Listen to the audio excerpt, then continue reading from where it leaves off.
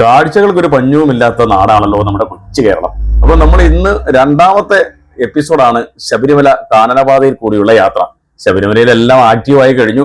കാരണം അയ്യപ്പന്മാര് ഇങ്ങനെ പോകുന്ന കാഴ്ചകളൊക്കെയാണല്ലോ ഇപ്പൊ ഏറ്റവും കൂടുതൽ ഉള്ളത്. പക്ഷെ നമ്മൾ അതിനു മുന്നാടിയായി പോയ ഒരു സംഭവമാണ്. അതായത് ഇതെല്ലാം കൂടി സ്റ്റാർട്ട് ആവുന്നതിന് മുമ്പുള്ള കടകളൊക്കെ എല്ലാം സെറ്റ് ചെയ്യുന്നു, അതുപോലെ റോഡ് സൈഡിലുള്ള ലൈറ്റുകളൊക്കെ ക്ലിയർ ചെയ്യുന്നു. അങ്ങനെ ഒത്തിരി ഒത്തിരി കച്ചവട സ്ഥാപനങ്ങളൊക്കെ എല്ലാം റെഡിയായിക്കൊണ്ടിരിക്കുന്നു. അടുത്ത ദിവസങ്ങളിൽ തന്നെയാണ് നമ്മൾ പോയത്. അതായത് നട തുറക്കുന്നതിന് ഒരു 3 ദിവസം മുമ്പ്. പക്ഷേ ഈ ശബരിമല യാത്ര ഒരു രസമാണ് കേട്ടോ. കാരണം രസമെന്ന് പറഞ്ഞാൽ നിങ്ങൾ തെറ്റിദ്ധരിക്കരുത്. ആ റോഡിന്റെ ഒരു യാത്ര നമ്മൾ എന്ത് സുഖമാണെന്ന് അറിയാം. എനിക്ക് തോന്നുന്നു കേരളത്തിൽ ശബരിമലയിലേക്ക് പോകുമ്പോഴാണ് നമ്മൾ വനത്തിന്റെ ഒരു സൗന്ദര്യവും കോടമഞ്ഞിന്റെ അനുഭവവും കുളിർ കാറ്റും ഒക്കെ ഏറ്റ് നമ്മുടെ വണ്ടിയിൽ ഇങ്ങനെ പോകുമ്പോൾ, അതും ബൈക്കിൽ തന്നെ പോകണം കേട്ടോ. ഈ പാതയിൽ കൂടി തിരക്കില്ലാത്ത സമയത്ത് നല്ല കാഴ്ചകളാണ്, വനത്തിന്റെ ശബ്ദവും അതുപോലെ തന്നെ ഒരുപാട് കാഴ്ചകളും ഒക്കെ നമ്മളെ ഇങ്ങനെ കാത്തിരിക്കുന്ന ഒരു സ്ഥലമാണ് ശബരിമല. നൂറ്റാണ്ടുകൾക്ക് മുമ്പ് അയ്യപ്പൻ ഇവിടെ പോയി എന്ന് പറയുമ്പോഴേ, അയ്യപ്പൻ ഇത്രയും നല്ലൊരു സ്ഥലം സുഖമായി ഇരിക്കാൻ കണ്ടെത്തി എന്ന് പറയുമ്പോഴേ നമുക്ക് വിശ്വസിക്കാതെ വയ്യ കേട്ടോ. കാരണം അത്രയ്ക്ക് ശാന്തസുന്ദരമായ ഒരു സ്ഥലമാണ്. ഇന്ത്യയിലെ ഏറ്റവും വലിയ കാനനക്ഷേത്രമായ ശബരിമല ക്ഷേത്രം. ഇതേ കച്ചവട സ്ഥാപനങ്ങളൊക്കെ ആക്റ്റീവായി തുടങ്ങി. ഞങ്ങൾ ഇങ്ങനെ പോകുമ്പോഴൊക്കെ ഈ കടകളൊക്കെ ഇങ്ങനെ എല്ലാം ക്ലീൻ ചെയ്തുകൊണ്ടിരിക്കുകയായിരുന്നു. എന്തായാലും ശബരിമല യാത്രയിൽ നമുക്ക് ഒരുപാട് കാഴ്ചകളുണ്ട്. നമ്മൾ പോകുന്ന വഴിക്ക് നമ്മൾ എരുമേലി കഴിഞ്ഞു കഴിഞ്ഞാൽ, പിന്നെ ലാഹ കഴിഞ്ഞു കഴിഞ്ഞാൽ വനത്തിന്റെ ഒരു മനോഹരമായ കാഴ്ചയും അതുപോലെ തന്നെ ഒരു വല്ലാത്തൊരു കാലാവസ്ഥയാണ് കേട്ടോ. നല്ല കോട മഞ്ഞിറങ്ങുന്ന സമയമാണ് ഈ ഡിസംബർ മാസത്തിലൊക്കെ, ജനുവരിയിലുമൊക്കെ അത് തന്നെ. പക്ഷെ നമ്മൾ ഈ വലിയ തിരക്കില്ലാത്ത സമയത്ത് യാത്ര ചെയ്യുമ്പോഴാണ് ശബരിമലയുടെ വനത്തിന്റെ സൗന്ദര്യം, പൂങ്കാവനത്തിന്റെയൊക്കെ സൗന്ദര്യമൊക്കെ നമുക്ക് ആസ്വദിക്കാൻ കഴിയും. ചുറ്റിനും നമ്മൾ യാത്ര ചെയ്യുമ്പോൾ ചില ഗോത്ര ഉന്നതികളൊക്കെ ഉണ്ട്. അവിടെയുള്ള കാഴ്ചകൾ വളരെ പാവപ്പെട്ട ആൾക്കാരാണ് കേട്ടോ. ടാർപ്പയൊക്കെ കിട്ടി താമസിക്കുന്ന ആൾക്കാരൊക്കെ ഒരുപാടുണ്ട്.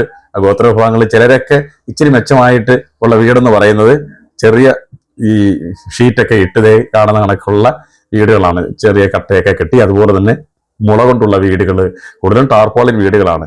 മലമ്പണ്ടാർ വിഭാഗത്തിൽപ്പെട്ട ആൾക്കാർ തിങ്ങി പാർക്കുന്ന സ്ഥലമാണ്. ഇവിടെ ആയിരുന്നു നമ്മുടെ ഒരു സിനിമയുടെ ഷൂട്ടിങ്. അടുത്തിടെ അയ്യപ്പനെ പറ്റിയുള്ള ഒരു സിനിമയൊക്കെ വന്നിരുന്നല്ലോ, അതിന് ഷൂട്ടിങ് നടന്ന സ്ഥലം. പക്ഷെ നല്ല പാതയാണ്, പക്ഷെ സൂക്ഷിച്ചു പോകണം. ആനകളൊക്കെ എപ്പോഴും ക്രോസ് ചെയ്യുന്ന സ്ഥലമൊക്കെയാണ്. അതുകൊണ്ട് നമ്മൾ സൂക്ഷിച്ചു പോകണം. ഈ ശബരിമല സീസൺ ആകുമ്പോൾ പോലും ആനയൊക്കെ ഇറങ്ങിയിട്ടുണ്ട്, കണ്ടല്ലോ ഇന്നലെയൊക്കെ. ഏതായാലും ഞാൻ ഇങ്ങനെ പോകുന്ന യാത്രയിൽ ആലോചിക്കാറുണ്ട്, ഇവിടെയൊക്കെ വന്ന് എത്ര ഗോത്ര വിഭാഗങ്ങളുടെ വീഡിയോകൾ ചെയ്തിട്ടുണ്ട്, അവരുമായി സംവദിച്ചിട്ടുണ്ട്, മൂപ്പന്മാരെ കണ്ടിട്ടുണ്ട്. ഈ പാത എപ്പോഴും ഒരു സൗന്ദര്യമാണ്, ശാന്തസുന്ദരമായ യാത്ര തന്നെയാണ് കേട്ടോ. ഈ വീടിന്റെ മുമ്പിൽ ഒരു കടയൊക്കെ ഉണ്ടായിരുന്നു, അതൊക്കെ പൊളിച്ചു മാറ്റി. ഇനി നമ്മൾ അപ്പുറത്ത് ചെല്ലുമ്പോൾ ഈ രാജാപ്പാറ എന്ന് പറയുന്ന സ്ഥലമായത് കേട്ടോ. രാജാപ്പാറയിലാണ് നമ്മൾ ഒരു വാർത്തയൊക്കെ ചെയ്തിരുന്നു. അത് കഴിഞ്ഞ് രണ്ടാമതൊരു വാർത്തയൊക്കെ നമ്മൾ ഈ പോക്കിന് ചെയ്തിരുന്നു, അത് നിങ്ങൾക്ക് തന്നിരുന്നു.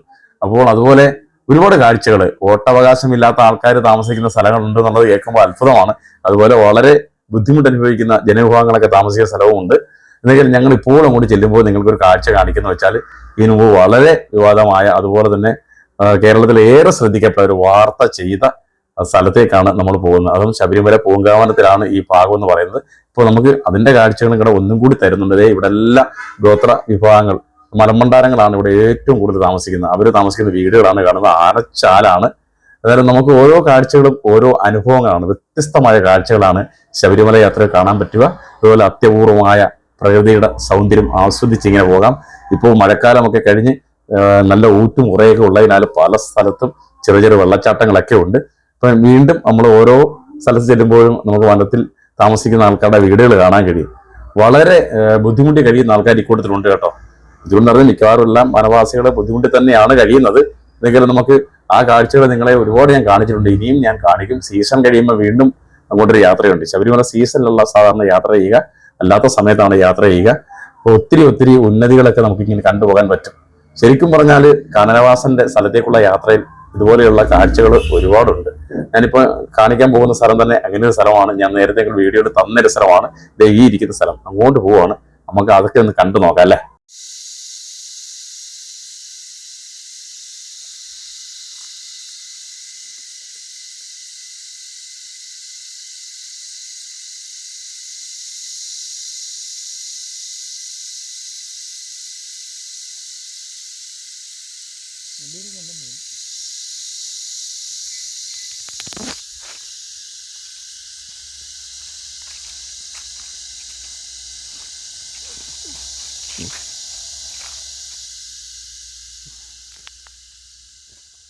നമസ്കാരം, സുരേഷ് ക്ഷേത്രമാണ്.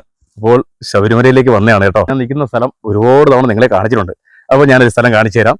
ഒരു 2 വർഷം മുമ്പ് നമ്മൾ വൈറൽ ഒരു വീഡിയോ ചെയ്തിരുന്നു. ഒരു രാജാപ്പാറയിലെ രാജേന്ദ്രനും പൊന്നമ്മയും 2 മക്കളും, ഗർഭിണിയായ പൊന്നമ്മ ഏറുമാടത്തിന് മുകളിൽ കിടക്കുന്ന കാഴ്ച നമ്മൾ തന്നു. പിറ്റേന്ന് തന്നെ ഇവിടുത്തെ MLA-യും ആരോഗ്യമന്ത്രിയുടെ ഓഫീസൊക്കെ ബന്ധപ്പെട്ട് അവരെ കൊണ്ടുപോയി ശുശ്രൂഷയൊക്കെ. പക്ഷെ ഞാൻ ഈ രാജേന്ദ്രന്റെ വീടാണ് നമ്മൾ അന്ന് വാർത്ത കൊടുത്ത് വെച്ചു കൊടുപ്പിച്ച വീടാണ്. ഒരു വന സംരക്ഷണ സമിതിയാണ് ഈ വീട് വെച്ചു കൊടുത്തത്. അതിനുശേഷം ഒരുപാട് പ്രാവശ്യം രാജേന്ദ്രനെ കാണാൻ വരാറുണ്ട്. അപ്പോൾ രാജേന്ദ്രന്റെ ഭാര്യ പിന്നീട് പ്രസവിച്ചപ്പോൾ കൊച്ചിന്റെ ചരട് കെട്ടിനൊക്കെ ഞാൻ വന്നു. ഈ വീടിന്റെ പാലുകാച്ചിന് വന്ന്. ഇന്നിപ്പോ ഇവര് ഇവിടെ ഇല്ല കേട്ടോ. അവര് ഈ 3 മക്കളും രാജേന്ദ്രനും പൊന്നമ്മയും കൂടെ ചേർന്ന് ഇപ്പോൾ അവർ വനത്തിലേക്ക് പോയായിരിക്കും. അതായത് വനവിഭവങ്ങൾ ശേഖരിക്കാനായിട്ട് അവർ വനത്തിലേക്ക് പോയിരിക്കുകയാണ്. അവരെങ്ങനെയാണ് ഓരോ സ്ഥലത്ത് തങ്ങി ടെന്റ് അടിച്ചാണ് വനവാസികൾ അവർ ഈ വനവിഭവങ്ങൾ ശേഖരിക്കുക. തേനും കുന്തിരിക്കവും പൊന്നാമ്പൂവും അതുപോലെ ഇഞ്ചയും ഒരുപാട് വനവിഭവങ്ങളുണ്ട്. എന്തൊക്കെയല്ല വീട് കണ്ടോ, വീട് നല്ല അടിപൊളി വീടായിരുന്നു. ഇപ്പം ഈ പ്രകൃതിയുടെ വ്യത്യാസമൊക്കെ വന്നപ്പോഴത്തേക്ക് വീടിന്റെ ഒരു ഷേപ്പൊക്കെ മാറി. ഇനി ഇത് ഒന്ന് മിനുക്കി എടുത്താലേ പറ്റൂ. പിന്നെ വനവാസികളുടെ കാര്യം പറഞ്ഞാൽ അവരെപ്പോഴും ഇങ്ങനെയൊക്കെ തന്നെയാണ്. അവരുടെ ജീവിതം ഇങ്ങനെ ആണ്. വനത്തിൽ പോവുക, കുട്ടികളുമായി ടെന്റ് അടിക്കുക, നായ്ക്കളുമായിട്ട് പോകുന്നു. ഇപ്പോൾ രാജേന്ദ്രൻ ഞാൻ വിളിച്ചു. വനപ്രദേശമാണെങ്കിലും നല്ല റേഞ്ചുള്ള സ്ഥലത്ത് നിൽക്കുകയാണ്. എന്നോട് പറഞ്ഞു, ചേട്ടാ അവിടെ ഉണ്ട്, അട്ടത്തോട് വരെ പോവാണ്, ഇത്തിരി ആഹാരത്തിൽ കഴിക്കാനുള്ള അരിയൊക്കെ മേടിക്കണം. അപ്പോൾ ഞങ്ങൾ കുറച്ച് ബിസ്ക്കറ്റൊക്കെ മേടിച്ചിട്ടുണ്ടോ. പക്ഷെ ഇവിടെ വന്നപ്പോൾ രാജേന്ദ്രനില്ല. നമ്മുടെ വിവാദമായ ഏറുമാടമാണ്. ഈ ഏറുമാടത്തിലാണ് പൊന്നമ്മയും രാജേന്ദ്രനും 2 മക്കളും. പൊന്നമ്മ വന്ന് 8 മാസം ഗർഭിണിയായിരുന്നു. ആ വാർത്ത വളരെ വിശദമായി തന്നെ നമ്മൾ നൽകിയിരുന്നു. അതിന്റെ ഒരു പ്രത്യാഘാതം പിറ്റേന്ന് ഭയങ്കരമായിരുന്നു. രാഷ്ട്രീയമായും അതുപോലെ തന്നെ എല്ലാവർക്കും വിഷയമായ ഒരു വാർത്തയാണ്. അങ്ങനെ അവരെ ഇവിടെ ഒന്ന് ആശുപത്രിയിലൊക്കെ കൊണ്ടുപോയി സംരക്ഷിച്ചു. ആ വീടാണ് കാഴ്ച. ഞാൻ ഒരുപാട് തവണ ഇവിടെ വന്നിട്ടുണ്ട്. വീടിന് എന്നും രാവിലെ തൊട്ട് വൈകിട്ട് വരെ ഇങ്ങനെ തീ കത്തിക്കുന്ന ഒരു കാഴ്ചയൊക്കെ ഞാൻ ചോദിക്കും രാജേന്ദ്രനോട്. അപ്പോൾ ആ ചേട്ടാ ഇതിലേക്ക് ആന വരും, കരടി, അതുപോലെ തന്നെ കാട്ടുപോത്ത്, കടുവ വന്ന് ഈ ഭാഗത്ത് കയറിയിരിക്കും. അങ്ങനെ ഒരു മനോഹരമായ ലൊക്കേഷനാണ്. അയ്യപ്പന്റെ പൂങ്കാവനമാണ്. അപ്പോൾ ഗ്രീൻ ഡിവിഷൻ ചാനലിന്റെ ഒരുപാട് കാഴ്ചകൾ തന്ന കൂട്ടത്തിൽ എനിക്ക് ഏറ്റവും ഹൈലൈറ്റ് ആയിട്ട് പോയ ഒരു വാർത്തയും കാഴ്ചയും ഒക്കെയാണ്. ഈ കറണ്ടൊന്നുമില്ല കേട്ടോ, ചെറിയൊരു ഫീസൊക്കെ വെച്ചിട്ടുണ്ട് കാണാം. പക്ഷെ വനവാസികളുടെ ഒരു പ്രത്യേകത, അവരെപ്പോഴും ഇങ്ങനെയുള്ള സ്ഥലത്തേക്ക് കിടക്കും. ഇത് ആനത്താരയാണ്. ആന ഇറങ്ങുന്ന ബോർഡ് വെച്ചിട്ടുണ്ട്. ഇവിടെ നിന്നും നമ്മുടെ ശബരിമലയിലേക്ക് പോകാൻ 39 കിലോമീറ്റർ ഉണ്ട്. അപ്പോൾ രാജാപ്പാറയിൽ നിന്ന് രാജേന്ദ്രന്റെയും പൊന്നമ്മയുടെയും വീട്ടിലേക്ക് ഞങ്ങൾ വന്നതാണ്. പക്ഷെ അവരെ കാണാൻ കഴിഞ്ഞില്ല. ഇനി അടുത്ത ഒരു 5 ദിവസം കൂടി കഴിഞ്ഞ് അവർ വനത്തിൽ നിന്ന് വരും. നിങ്ങൾക്ക് ഈ കാണുമ്പോൾ അറിയാം. അന്ന് ഈ ഏറുമാടത്തിന്റെയൊക്കെ ദൃശ്യങ്ങളൊക്കെ വളരെ ഭംഗിയായിട്ട് നമ്മൾ കൊടുത്തിരുന്നു. അത് ഈ കുടിലാണ് കിടന്നിരുന്നത്. 6 മണിയാകുമ്പോൾ ഇതിന് മോളിൽ കയറും. അങ്ങനെ അത് കഴിഞ്ഞ് വീണ്ടും അത് രാവിലെ ഇറങ്ങും. അത് കഴിഞ്ഞിട്ട് അവർ വീണ്ടും ഇതിന് മുകളിൽ കയറും. അപ്പൊ ഈ ഏറുമാടം വനത്തിൽ നിന്ന് അവർക്ക് തടിയൊക്കെ വെട്ടാനും ശേഖരിക്കാനും ഒക്കെയുള്ള അനുവാദമുണ്ട്, ഫോറസ്റ്റ് കൊടുത്തിട്ടുണ്ട്. അപ്പോൾ ഇതുവഴിയാണ് ആനകൾ വരുന്നതും. അയ്യപ്പന്റെ പൂങ്കാവനം എന്ന് പറയും. അങ്ങനെ കണ്ടില്ലേ, ഈ വീടിന്റെ ഭാഗമൊക്കെ പോയി. അന്ന് അടിപൊളിയായിരുന്നു, ഇടിപൊളിയായിരുന്നൊക്കെ പറയുന്ന കണക്ക് ഇനിയും ഏതെങ്കിലും ഒരു വന സംരക്ഷണ സമിതി വന്ന് രാജേന്ദ്രന് വീടൊക്കെ വെച്ച് കൊടുത്താൽ, പുതുക്കി പണിഞ്ഞു കൊടുത്താൽ മതി. ഇവർക്ക് ഇങ്ങനെയൊക്കെ ഇവിടെ കിടക്കും കേട്ടോ. ഇവര് വലിയ വീടൊന്നും വെച്ചാൽ കിടക്കില്ല. പിന്നെ വനത്തിൽ വലിയ വീട് വെക്കാനും പറ്റില്ല. അപ്പോൾ നമ്മുടെ ഈ ഏറുമാടത്തിന്റെ കാഴ്ച ഇതായിരുന്നു അന്ന് ഹൈലൈറ്റ് കാഴ്ച. 8 മാസം ഗർഭിണിയായ പൊന്നമ്മ ഇതിൽ നിന്ന് ഇറങ്ങി വരികയൊക്കെ ചെയ്യുന്ന ഒരു വാർത്തയായിരുന്നു അന്നത്തെ കിടിലം വാർത്തയായിട്ട് കൊടുത്തത്. അപ്പോൾ നമുക്ക് ശബരിമല കാഴ്ച ഒരുപാടുണ്ട്. രാജേന്ദ്രന്റെ വീടിന്ന് കാണിക്കാൻ വേണ്ടി കയറിയതാണ്. നമ്മുടെ വലിയ വാർത്തയായിരുന്നല്ലോ, നമ്മുടെ അടിപൊളി വാർത്തയായിരുന്നു. ഇങ്ങനെയൊക്കെ ശബരിമല പോകുമ്പോൾ ഇവിടെ കയറി രാജേന്ദ്രനെയും പൊന്നമ്മയും 3 മക്കളെയൊക്കെ ഒന്ന് കാണണം. മലമണ്ടാര വിഭാഗത്തിൽപ്പെട്ട ആൾക്കാരാണ്. മലമണ്ടാരങ്ങൾ ഒരുപാട് പേര് തിങ്ങി പാർക്കുന്ന ഒരു ഏരിയ അപ്പുറത്തുണ്ട്. പക്ഷെ അവരൊറ്റപ്പെട്ട് ഇങ്ങനെ താമസിക്കുന്ന ആൾക്കാരാണ്. അപ്പോൾ ഓക്കെ, യാത്രാ കാഴ്ചകളിൽ ഒന്നുകൂടി രാജേന്ദ്രന്റെ വീട് കാണിച്ചതാണ്. അപ്പോൾ നമുക്ക് യാത്ര തുടരാം.